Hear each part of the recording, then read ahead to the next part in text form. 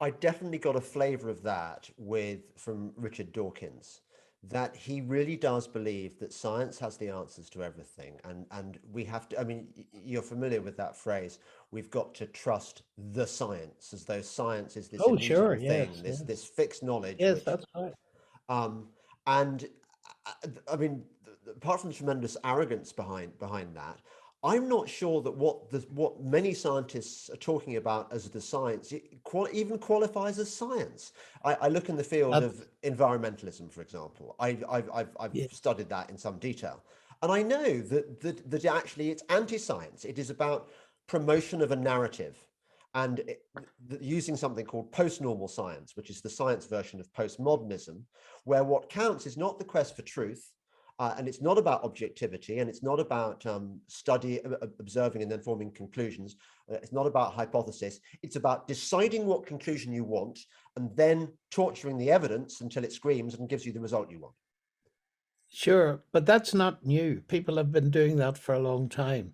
The difference nowadays is that they're baptizing it in the sense that they're trying to make that normative when it is, as you rightly say, post-normal, and it's very dangerous.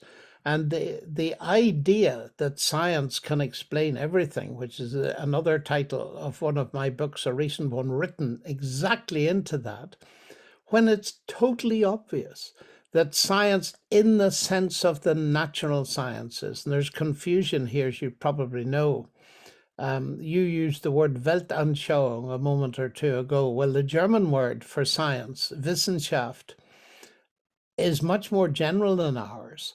And there's great confusion. When we in the Anglo-Saxon world talk about, use the word science, we're talking about the natural sciences. We're not talking about the humanities.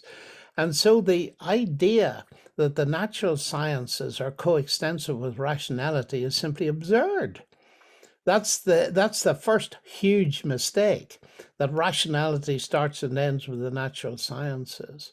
And that the second very dangerous move is that they can deal with everything. And again, the really great scientists have seen through that. One of my intellectual heroes in science is Sir Peter Medawar, who worked in Oxford and won the Nobel Prize. And he made the point in a lovely book that science is limited, and it's very easy to see it because it cannot answer, I quote, the simple questions of a child. Where do I come from? Where am I going to? And so on. These are the so-called Karl Popper's simple questions. And you have to move outside the natural scientists to other rational disciplines like history, literature, and so on, and theology to answer those questions.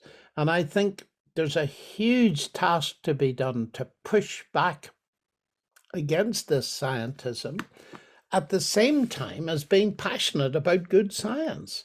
But moving away to this postmodern nonsense that any narrative works, well, it's utterly ridiculous. And I've made quite a study of the ludicrous things that can happen. I'm sure you've read Alain Sokal's book Imposture intellectuelle, which is absolutely hilarious. He put together all this stuff that sounded like physics advancing a postmodern agenda, and it got published in one of the trendy journals. And then he revealed a couple of weeks later that it was absolute nonsense.